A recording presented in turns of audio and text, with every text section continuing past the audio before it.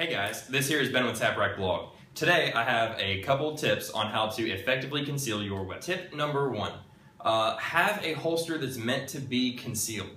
If you have some sort of like paddle holster or some sort of duty holster or some sort of holster that sticks way out, you're going to have a really hard time with that. If you get a holster that actually hugs closer to your body, or if you get an IWB holster, you're going to have a much better time with that. Honestly, the IWB holsters are definitely the way to go if you're wanting to effectively conceal your gun.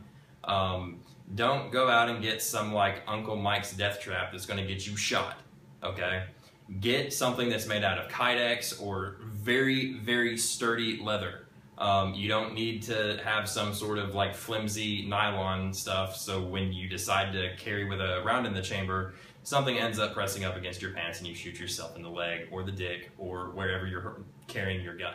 2, have a belt that is meant to carry a gun. You can go out and you can find quality belts that really fit the look that you want, that will also carry all of your gear. Once you actually wear a belt that's a gun belt that is meant for carrying guns, you're never going to want to go back to some cheap, flimsy piece of crap. 3, IWB mag pouches. They're out there. If you carry appendix, you can get the holster mag combo, and honestly, those are really good too if that's the way that you choose to carry. 4, cover garments. I really don't know much about cover garments because I don't use cover garments. I actually wear fitted t-shirts and I conceal my Glock 19 just fine. One thing that I do is when my shirt hangs over my gun, I'll just tuck this part of my shirt underneath my belt and I'll tuck it up some. What that does is it keeps my shirt kind of pulled out from the gun, and that reduces printing. I've only been caught once, and that was by someone else who was also carrying. People are so absorbed in their day-to-day life that they don't really look at you that close. So you don't have to go to great lengths to hide your gun as long as you have the right equipment to properly do so.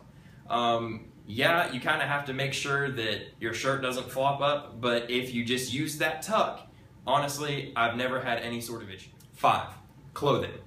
If you're really wanting to be incognito about the fact that you have on a gun, watch what you wear.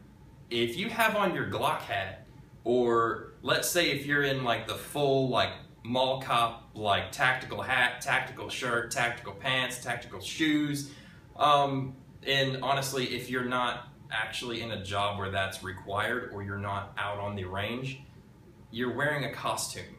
And in that case, you actually want that attention drawn towards you, so I don't know why you're trying to hide your gun anyway. But if you're wearing brands that have guns on them, people are just going to assume that you have a gun. Most people are probably not, because honestly, they probably don't know what the brands are, unless it's like a really mainstream brand. But if you have on something that says like IPAC and has the gun, which there's nothing wrong with that, but at the same time, you have to be cognizant is, if you're wearing something that's tactical or has some sort of gun brand on it, people are going to assume that you have one. 6, relax. Stop pulling at your shirt. Stop trying to cover everything. Stop being so wound up looking for threats. Act normal. Just be calm, okay? Wearing a gun should not be like who you are. You are who you are, and you go about your day-to-day life safer because you have it on.